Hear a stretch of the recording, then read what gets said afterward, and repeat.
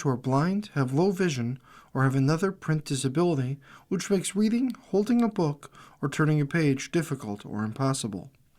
The content is copyrighted by the respective publishers. For more information, please visit us on the web at nfradioreading.org. Hello, this is Margaret Mack, and for the next hour, I'll be reading from the January 10 through 16 issue of the Buffalo Criterion on the Niagara Frontier Radio Reading Service. And the front page has a picture of Barbara Miller Williams, and the article is Comptroller Releases First Quarter Gap Report Response. The City of Buffalo Comptroller Barbara Miller Williams has filed her response to the administration's fiscal year 2025-2026 first quarter gap report with the Buffalo Common Council, outlining significant concerns regarding the city's projected financial position and the growing divergence between the administration's estimates and the comptroller's independent analysis. As required by the city charter, the Department of Audit and Control reviewed the administration's gap report using historical trends and transactional analysis to assess the reasonableness of projected revenues and expenditures for the remainder of the fiscal year. Due to uncertainty surrounding the timing of receipts and disbursements over the final 9 months of the fiscal year, adjustments were made to account for unexpected and non-recurring transactions. The administration projects a budgetary deficit of $2.3 million for the fiscal year ending June 30th, 2026. In contrast, the Comptroller's Office projects a significantly larger deficit of $42.8 million. Should the city fail to realize budgeted revenues related to the tribal contract, $11 million, and the sale of land and buildings, $26.5 million, the projected deficit could increase to $80.3 million. Key drivers of this gap variance include projected revenues to fall below the budgeted expenditures anticipated. Furthermore, the Comptroller's Office forecasts that expenditures will be higher than the administration projected in the first quarter gap report. The Comptroller's Office estimates net revenue of $618.8 million for fiscal year 2025-26, which is approximately $21 million lower than the administration's projection. This variance is largely attributable to lower than anticipated receipts from the hotel occupancy tax, intergovernment revenue, service charges, interest, and miscellaneous revenues. These decreases are particularly offset by higher projected receipts from Erie County sales tax and license and permits. On the expenditure side, the Comptroller's projects total expenditures and transfers will exceed the administration's forecast of $19.5 million. Primarily due to under-budgeted costs associated with overtime, fringe benefits, pensions, and legal settlements. These projections remain subject to economic risk and ongoing fiscal pressures. The analysis also indicates that the city is not expected to fully fund its restricted, committed, or available fund balances at the close of fiscal year 2025-2026. Historically, these reserves have served as a financial cushion during periods of revenue shortfalls or expenditure overruns. Additionally, the city's available fund balance is projected to fall below the minimum level required under the City of Buffalo's fund balance policy, which mandates reserves equal to no less than 30 days of prior year expenditures. Under the policy, the current administration is required to submit a formal plan outlining how compliance will be restored. The first quarter gap report underscores serious structural challenges facing the city's finances, stated Comptroller Miller Williams. While forecasts rely on historical trends, the magnitude of the projected deficit and the continued strain on revenues, expenditures, and fund balances warrant vigilant and immediate attention. It is critical that fiscal decisions made this fiscal year prioritize long-term stability and transparency for City of Buffalo citizens and taxpayers for future generations.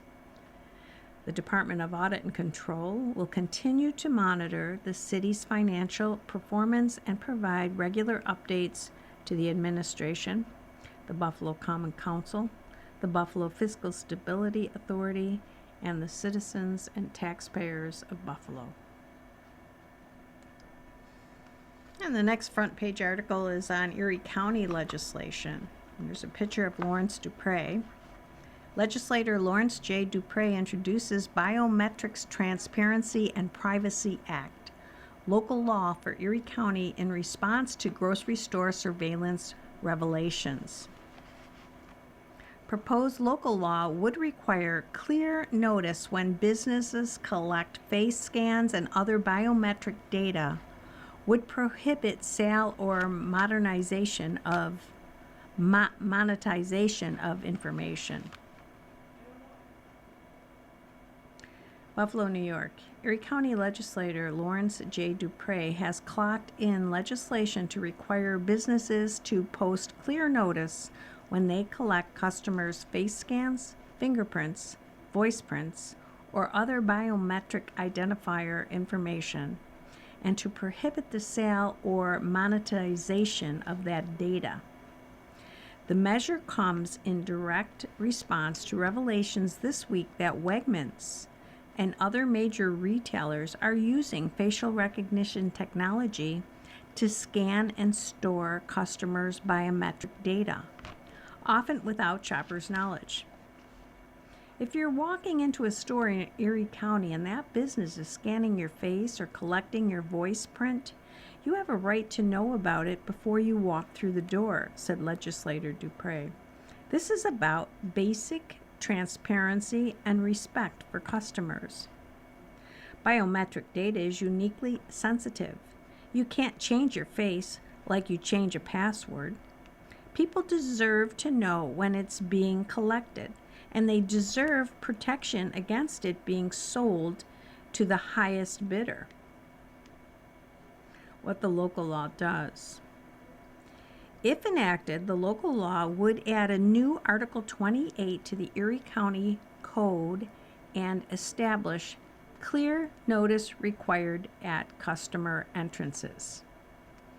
Under the proposed law, any business operating in Erie County that collects, stores, uses, or shares biometric identifier information from customers would be required to post conspicuous signage at all customer entrances.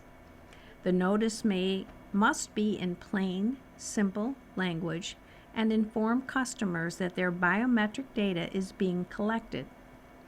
The Erie County Director of Consumer Protection would establish the specific form and format for required signage through implementing regulations. Prohibiting sale and monetization. The legislation draws a bright line against the commercialization of biometric information. Businesses would be prohibited from selling, leasing, trading, or otherwise profiting from biometric identifier data collected from customers. A practical safe harbor would allow businesses to share biometric data with service providers who are contractually prohibited from monetizing the information and may use it only to provide services to the business. Next, enforcement balanced with compliance support. The Director of Consumer Protection would serve as the primary enforcement authority. For businesses that fail to post required notices, the law provides a 30-day cure period after receiving a notice of violation. We want businesses to come into compliance, not to trap them with gotcha enforcement, Dupre explained. But for businesses that refuse to post notice or that violate the prohibition on selling biometric data, there are real consequences. Civil penalties would include up to $500 per violation for failure to post required notice and up to $5,000 per violation for selling or monetizing biometric information. The Erie County Attorney would be authorized to pursue civil enforcement action and seek injunction relief. This is responding to a growing national concern. The legislation responds to mounting privacy concerns as facial recognition and other biometric technologies become more prevalent in commercial settings. Recent news reports reveal that Wegmans grocery store in New York City are collecting facial recognition data, eye scans, and voice prints from customers, retaining the information as long as necessary for security purposes without disclosing specific retention periods. Privacy advocates have raised concern about the risk of data breaches, potential misuse by law enforcement or immigration authorities, and disproportionate impacts on marginalized communities. Research has shown that facial recognition systems often misidentify people of color at higher rates than white individuals. While some states, including Illinois, Texas, and Washington, have enacted biometric privacy laws, and New York City has a notice requirement, Erie County's proposed law would be among the first local measures in New York State to combine notice requirements with a prohibition on monetization. 180-day implementation period. The law would take effect 180 days after enactment, giving businesses time to come into compliance without disruption. This is about basic fairness and basic transparency, Dupre said. Customers should not have to guess whether a business is collecting biometric identifiers, and they should not have to worry that their biometric data is being treated like an asset to be sold. Erie County residents deserve protection from the commercial exploitation of their most personal information. The legislation will be considered by the Erie County Legislature in the coming weeks. You are listening to a reading of articles and features from the Buffalo Criterion on the Niagara Frontier Radio Reading Service. And also on the front page is a picture of Clyde F. Terry and his obituary. Mr. Clyde F. Terry, 94, passed away peacefully on December 31st, 2025 in Buffalo, New York, the city where he was born on May 5th, 1931, and spent his entire life enriching the community he loved. A memorial gathering will be held on January 17th, 2026 at 10 a.m. at the Holy Trinity Lutheran Church at 1080 Main Street. It will be officiated by Reverend Dr. Jeffrey Wilson. The family requests that memorial contributions be directed to Holy Trinity Lutheran Church. Mr. Terry built a long and dedicated career as a visual merchandiser for the J.N. AM&A's department store, where his creativity and attention to detail helped shape the shopping experience for generations of Buffalonians. His professional life reflected his deep appreciation for aesthetics and presentation, qualities that also shone through in his many volunteer endeavors. A man of unwavering commitment to the arts and civic life, Mr. Terry devoted an extraordinary 45 years of volunteer service to Shea's Buffalo Theater. In recognition of this remarkable dedication, he was honored with the Arts Service Initiative of Western New York, Unsung Hero, Spark Award, a fitting tribute to a man who gave so much behind the scenes to support Buffalo's cultural institutions. He also volunteered as an usher at Kleinhand's Music Hall, where his warm presence and reliability were appreciated by patrons and staff alike. Mr. Terry's love for his hometown extended into the world of sports. As a passionate fan, he held season tickets for both the Buffalo Sabres and the Buffalo Braves, cheering on his teams with steadfast loyalty. He was also a proud member of the Bison Booster Club, supporting local athletics with enthusiasm and pride. Beyond sports and the arts, Mr. Terry nurtured a lifelong fascination with trains, a true rail enthusiast. He immersed himself in rail publications and delighted in traveling long distances by train, finding joy in both the journey and the history behind it. His sense of duty extended beyond civilian life. Mr. Terry served honorably in the United States Army National Guard, demonstrating his commitment to country as well as community.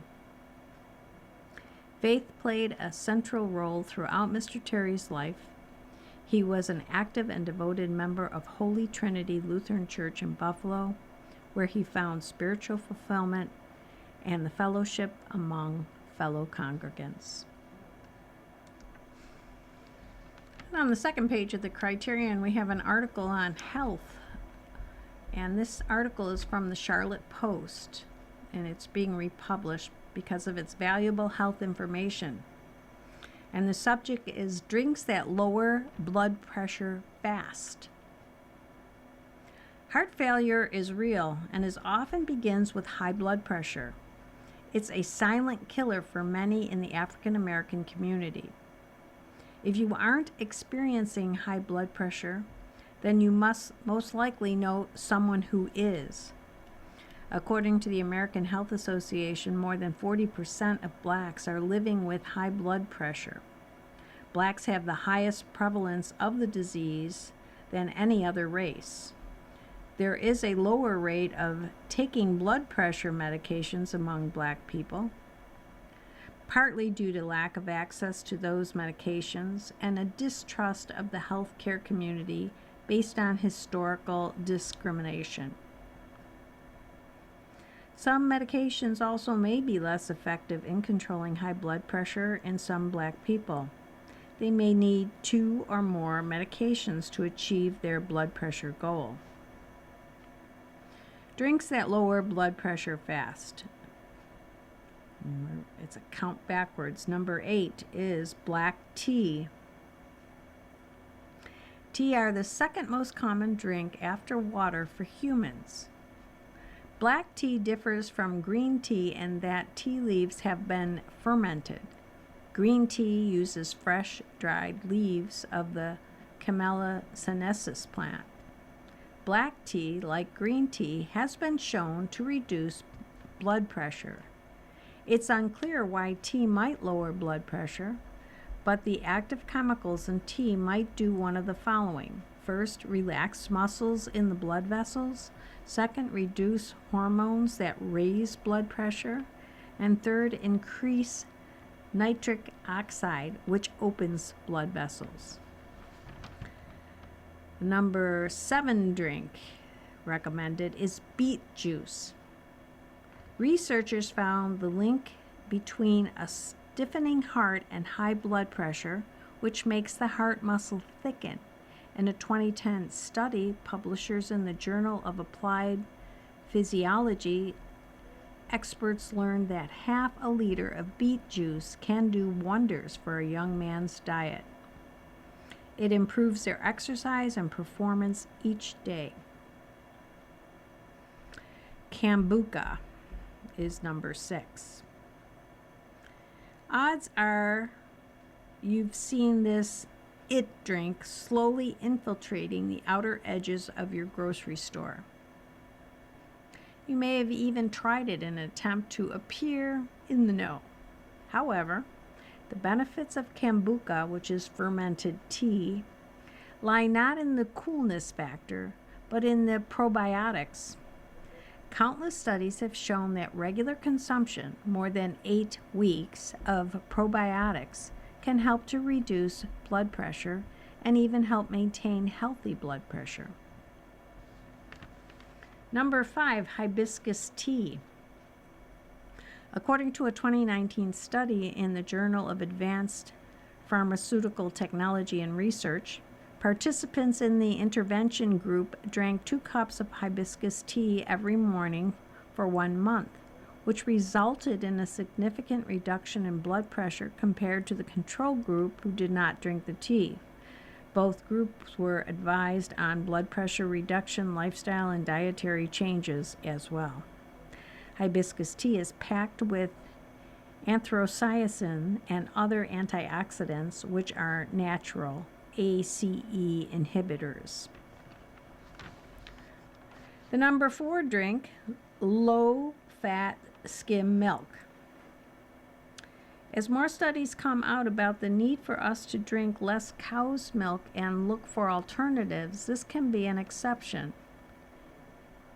It's high in phosphorus, potassium, and calcium, 3 nutrients associated with healthy blood pressure. And it's fortified with vitamin D, a vitamin that promotes healthy blood pressure. In a 2019 study in the American Journal of Clinical Nutrition, researchers found that when males and females ate a high dairy diet over 6 weeks that included 5 to 6 servings of reduced fat milk, yogurt, and cheese, participants reduced both their systolic and diastolic blood pressure. This reduction was on average by about 4.5 and 3 points respectively, and compared to when they ate 1 or fewer servings of dairy a day for 6 weeks. The number 3 drink, pomegranate juice. No, not only is it tasty, but it's healthy for those with hypertension. Those ACE inhibitors can also be found in pomegranates. In one study, the juice reduced ACE, an enzyme that can raise blood pressure, by 36%. The number 2 drink for high blood pressure is cranberry juice. This juice is good for more than just UTIs. Filled with anti-inflammatory and antioxidant properties, cranberry juice can prevent any spikes in blood pressure. It can also dilate blood vessels, which increases blood flow. Be sure to get the unsweetened version of cranberry juice, as the added sugar is no good for your heart. And the number 1 drink to lower blood pressure is water. It may sound cliche, but water is one of the healthiest ways to manage hypertension. With dehydration, blood vessels can constrict and the body goes into water-saving mode. Therefore, the body reduces the amount of water lost through sweat, urination, and breathing. Your heart works harder and your blood pressure goes up. Water will help prevent chronic dehydration and your blood vessels from tightening. The article is written by Nicole Brown at blackdoctor.org. And the next article is a public notice written by Julianne McGee, and it's regarding books. Book Lending Library needs support through donation of books. Donations of adult and children's books, both fiction and nonfiction, by Black authors are greatly needed to pass out at this year's 2026 Juneteenth and other festivals and book bag giveaways. Mr. Jerry Bowman, Post member and founder of the Jonetta R. Cole AmVets Post 24 book lending library, has appeared at these events and has great success in giving away books that he has collected and feels that it is important for the community to preserve our heritage through books. These are critical times, and we, community, must continue to fight back the theory of critical race theory by donating books. Anyone wanting to donate books can contact Mr. Bowman at 716-335-8272 or at Jonetta R. Cole Post 24 at gmail.com. And also on page 2 we have the column by Eva M. Doyle, Towards a Better Life. Let's help our students achieve more in this new year. Thousands of students have returned to school after the holidays. However, we have important problems as teachers, parents, and students in this new year. One of the problems that teachers, parents, and the community now face is the fact that many of our students are behind in reading and math. The pandemic and the last 2 years of virtual learning have played a major part in many of our children's falling behind in the academics. It will take everyone making an effort to help our students get back on track. The statistics show that students of color continue to fall behind others in achievement in reading and math. Along with the new holiday gifts, this columnist would like to suggest some books that might help our students make additional progress in school. There is much work that we can all do. Teachers, parents, and students must work harder. The community must stress education and success in academics, especially in reading and math. We must all be involved in the goal of making education matter. This columnist would like to suggest some very good books that would help to achieve this goal. The first one is entitled The Dream Keeper. Successful Teachers of African American Children, written by Gloria Lanson Billings. The next book is entitled Achievement Matters by Hugh B. Price. All educators and parents should have these books on their reading list. They should be discussed in our churches and community centers because they provide some excellent ideas on how to improve achievement among our students. Virtual discussions would be appropriate. Gloria Lanson Billing stated the following in her book. Today, African Americans find themselves in a downward spiral. African American students lag far behind their white counterparts on standard academic achievement measures. At the same time, the very society that experienced a civil rights revolution finds itself locked in the grips of racism and discrimination. The Dream Keepers is about keeping the dream alive.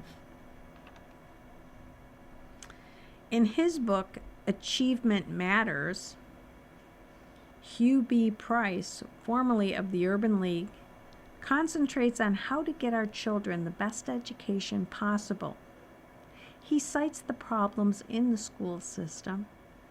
The good news is that he also gives parents a number of suggestions on how to improve the education of their children. He stated the following in the introduction of the book. In quotes, "Education is the great equalizer in American society. It is the key to accepting opportunity and getting ahead in this country. Statistics show that beyond a shadow of a doubt that the better educated you are, the better off you will be economically. print books are still one of the best ways for children to enjoy reading. Researchers recently concluded this when comparing the computer and tablets that children love. Although tablets are popular, these educators emphasize that there are many benefits from having children read a book. This is an opportunity for parents to connect with their children. It is also an opportunity to help children use their imagination when hearing a story read to them.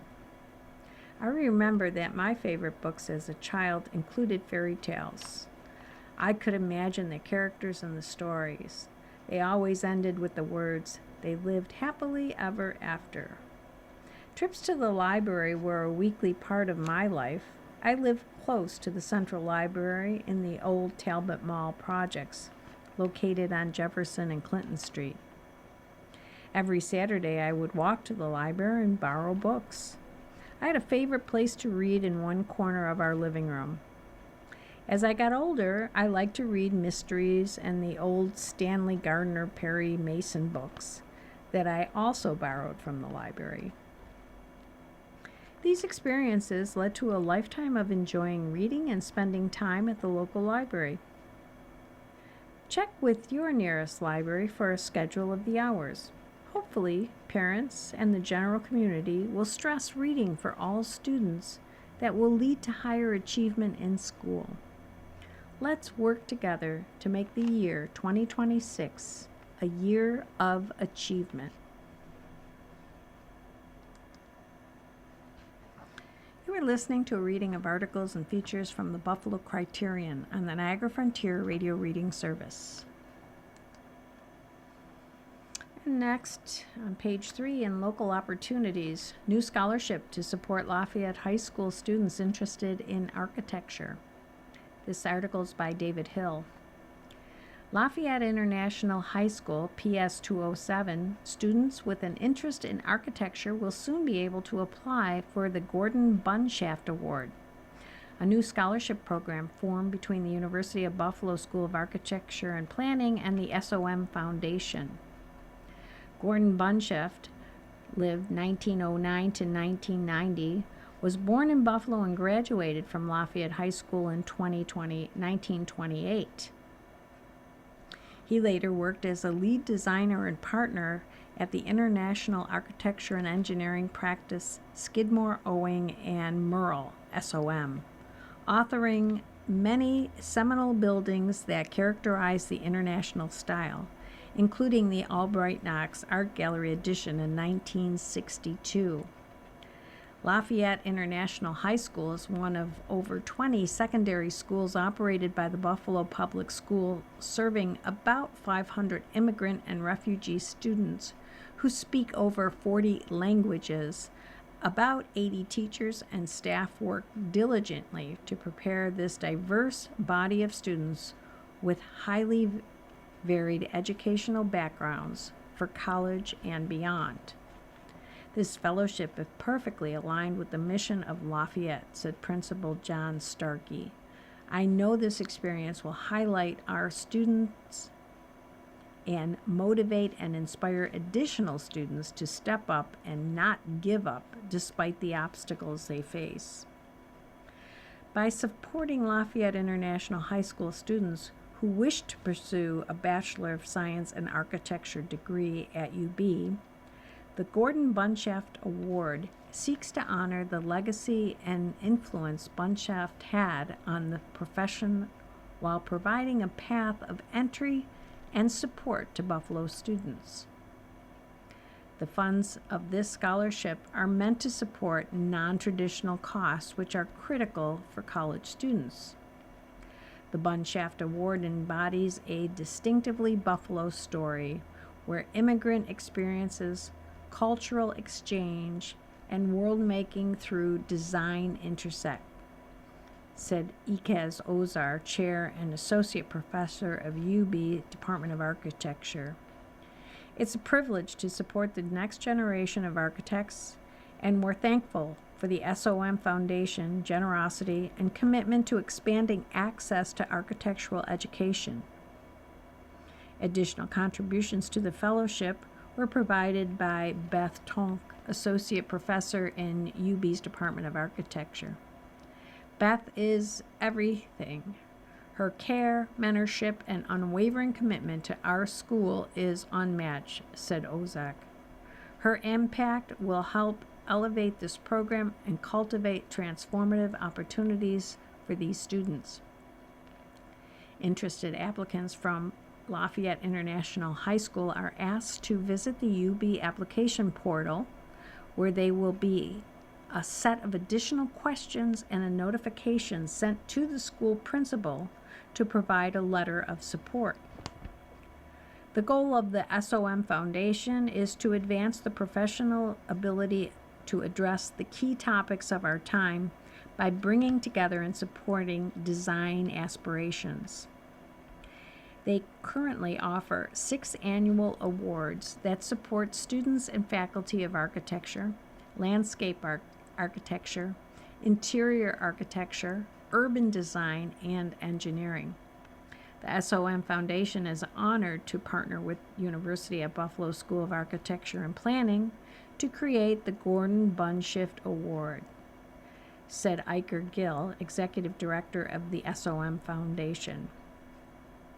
We look forward to supporting Lafayette High School students as they enter UB's School of Architecture and Planning, and they become the next generation of designers and architects. It is a perfect way to honor the legacy of Gordon Bunshift. Starkey is hopeful that this experience will only highlight his students. Our school, Lafayette, goes beyond traditional roles. We're a hands-on, wraparound support institution. I'm honored by the SOM Foundation and UB's willingness to trust us to provide high-quality students. According to Starkey, Buffalo Public School Superintendent Pascal Mabenga has already set the standard and expectations high, particularly for their English as a second language learners, emphasizing the importance of and alignment with this program.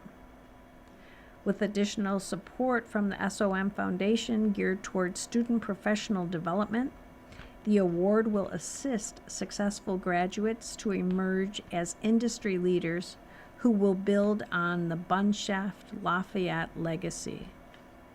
Successful fellows will be granted the prestigious title of SOM Foundation Fellow. And next we have another healthcare article. Improving access to care, one mobile screening center at a time.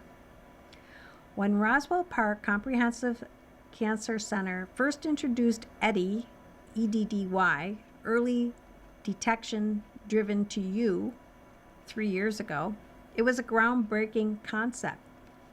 Bring low-dose CT lung cancer screening out of the hospital and into the community. Since then, EDDY has screened more than 2,000 people for lung cancer. About a dozen people have been diagnosed, in many cases at an early stage, which allows for more treatment options and better outcomes. Julia Devonish, MD, PhD, is the medical director for mobile screening at Roswell Park. She is passionate about breaking down the barriers to healthcare access, particularly cancer screening in underserved neighborhoods. We've established a model with EDDY. We know that we can do mobile lung cancer screening in our communities, and we know that we have saved lives by getting people access to cancer care earlier. Now there's a new mobile screening center in town to make even more cancer screening as comfortable and stress-free as possible so that people can feel at ease while taking care of their health. We're excited to bring EDDY 2 to the community, a new mobile screening center that builds on the success of its predecessor, Dr. Devonish says. It's offered both breast and prostate cancer screening, with mammograms as the cornerstone for detecting breast cancer and just simple blood tests for prostate cancer. Just a simple blood test. This means that the dreaded digital rectal exam is no longer needed. Addressing a real community need. Expanding the original Eddie's proven success record to mammograms and testing for prostate cancer is something Dr. Devonish has dedicated her career to, especially among communities of color. The cancer burden in our people is real, she says. I am so happy that we can hopefully help diminish that. I really am driven by a future without cancer disparities. Truly, that's my goal. During her research fellowship at Roswell Park, Dr. Devonish started working closely with the Witness Project, a national effort to help increase cancer education and screening in Black communities.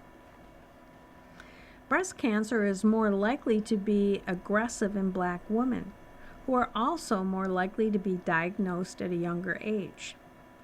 The breast cancer risk factors are different for Black versus white women, she says.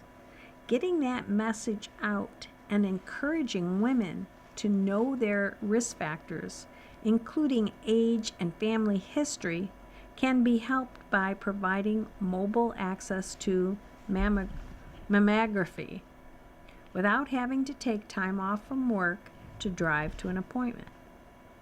The same is true for prostate cancer. Black men are more likely to be diagnosed as a younger age with later disease stages. There are other stigmas and misconceptions attached with prostate cancer screening, which typically involve both a blood test to detect the level of prostate-specific antigen, a type of protein, and a digital rectal exam. On the new mobile cancer screening center, people will be able to take a blood test and receive their results within a few days. Based on those results, Roswell Park experts will help coordinate any additional testing as needed. Driven by a singular purpose.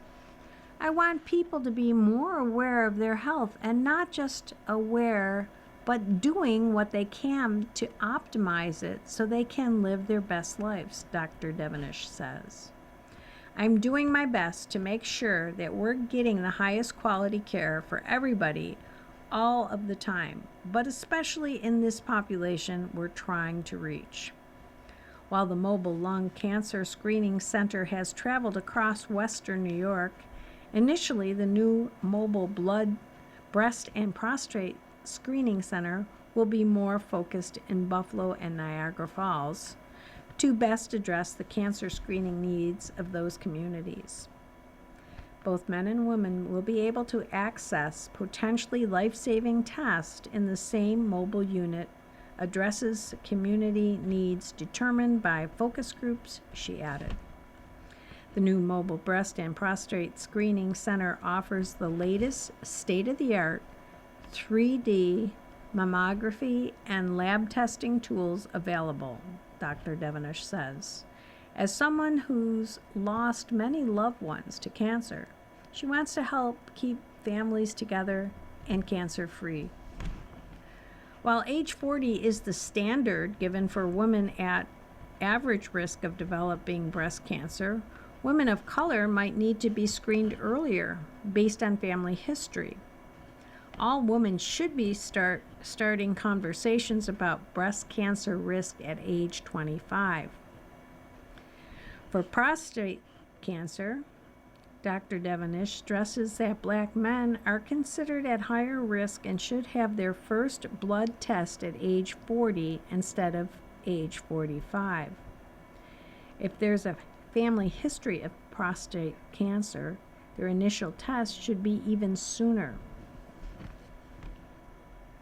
Appointments are currently open for both Eddy mobile screening labs. More information is available at www.roswellpark.org/EDDY. You are listening to a reading of articles and features from the Buffalo Criterion on the Niagara Frontier Radio Reading Service. And next article is on local real estate.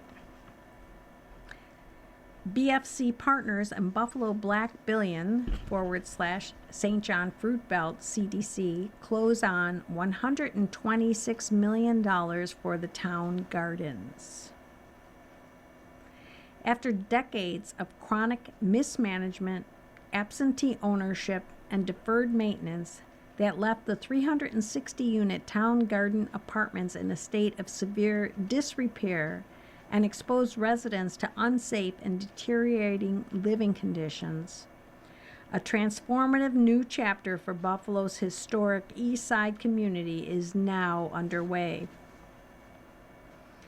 BFC Partners and St. John Fruit Belt CDC, Buffalo Black Billion, and Community One LLC partnered to complete acquisition of the 360-unit Section 8 apartment complex in March of 2026, and new ownership has just closed on $126 million in financing for the revitalization of the community.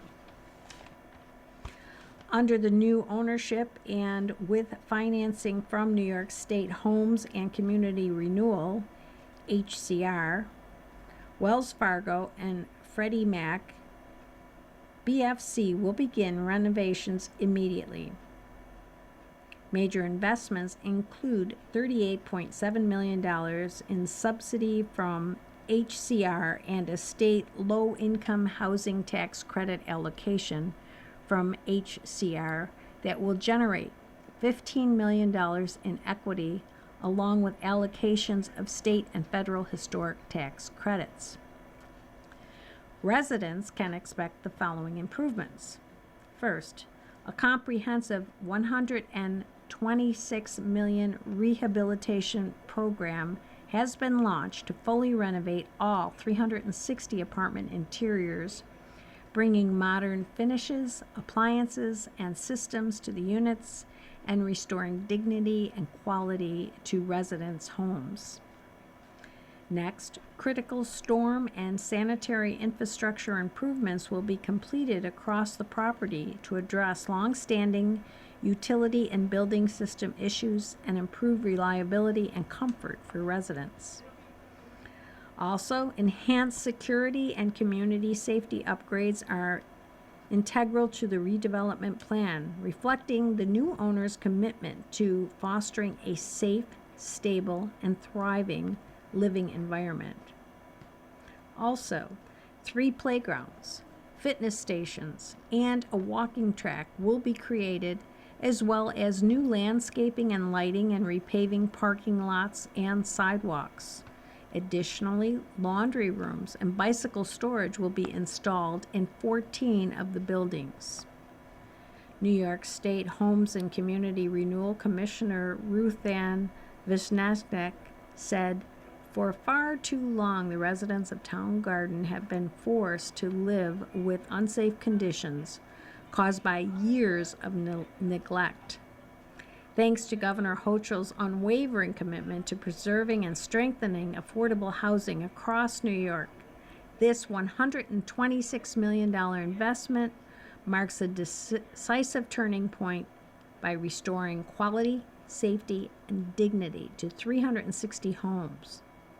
Through New York State Homes and Community Renewal's significant support and in partnership with mission-driven developers and community leaders, we are modernizing aging infrastructure, preserving critical Section 8 housing, and helping drive the long overdue revitalization of East Buffalo. Affordable housing is not just about shelter, it's about stability, dignity, and opportunity. When compromised communities have access to safe, affordable homes across the country, families can thrive, children can learn, and neighbors can grow stronger," noted Joseph Fernald, Principal BFC Partner. "We are eager to begin the revitalization of Phase 1 this January, which will undoubtedly be a catalyst for further investment in the community. This is a wake-up moment, said Michael Chapman, president and CEO of the Buffalo Black Billion and St. John Fruit Belt CDC. 2 churches, 2 campuses, and 1 village. Together, Town Gardens and St. John Fruit Belt developments represent nearly $800 million in investment on Buffalo's east side, marking a transformative commitment to community-centered growth, job creation, and long-term economic opportunity. Town Gardens further our mission at BFC to provide safe, quality, affordable housing throughout New York State through significant investment and community-driven stewardship. The new ownership team is committing to comprehensive interior renovations, essential storm and sanitary infrastructure upgrades, and important security enhancements. This project will restore safety, dignity, and stability to the families that call Town Gardens home, added Winthrop Wharton, principal PFC Partners. This investment reflects Wells Fargo's commitment to preserving affordable and safe housing for the residents of Town Gardens, said David Masiles, managing director of Wells Fargo. Working alongside New York State and BFC partners, we're proud to help extend the life of this important community asset and improve quality of life for families in Buffalo. Almost 2 years ago, BFC partners closed on the adjacent Town Gardens retail plaza for $1.35 million. And next we have an article by columnist Norman Franklin. Title of the article, Is It Really About Immigrants? America's Psychosis. Immigrants are taking over our country. Yet, we are a nation whose economic spine has been the strength of immigrant labor. This is empirical, not just historical. It's what built American greatness. We now purport that immigrants hinder the quest to reclaim that greatness. In quotes, I'll fight to rid America of all its immigrants functions as a rhetorical reframe of this midterm election cycle. When this rhetoric is the language of campaign promises, it becomes governing policy if it leads to victory. Fear of replacement is fanning the flames of hatred. When hate becomes the lens, our cognitive senses are compromised. It dulls our hearing, blinds us to reason, and disrupts our ability to accurately process data. Critical thinking surrenders to emotive reasoning. Emotions are not facts, but they are data. If processed with intelligence, the data primes positive response. If manipulated, the misuse of the data leads to regrettable consequences. History offers precedents. The fear of replacement signals that the loss of control is a sticking point. After centuries of unquestioned white privilege embedded in law, labor, and citizenship, the thought of not preserving that position is unsettling. It fuels a collective, panoramic outrage against immigrants. It happened during the Great Depression. The Mexican reparation was driven by the belief that Hispanic immigrants were taking jobs from American citizens. White American jobs, the 1930s, were Jim Crow America. There was nil concern for the welfare of Black Americans. It is estimated that 2 million Mexicans, documented and undocumented, were deported. These were extreme measures in extreme times. Fear, not reason, drove them then as it does now. Today's backlash is manufactured through fear, loss of power, and hatred. It is sustained by campaign rhetoric that promises what cannot be delivered. The numbers tell the story. A Pew Research Center estimate places the number of unauthorized immigrants in the U.S. at 14 million. In 2025, the administration floated an aspirational number of 1 million deportations annually. Historically, deportations have hovered around 330,000 annually. At an aggressive rate of 600,000 annually, it would take 28 years to rid America of all undocumented immigrants. The social and economic contractions would be devastating. A sustained, scaled-up removal over decades would disrupt labor markets, tax bases, and economic activities in communities nationwide. Undocumented immigrants paid nearly $97 billion in federal, state, and local taxes.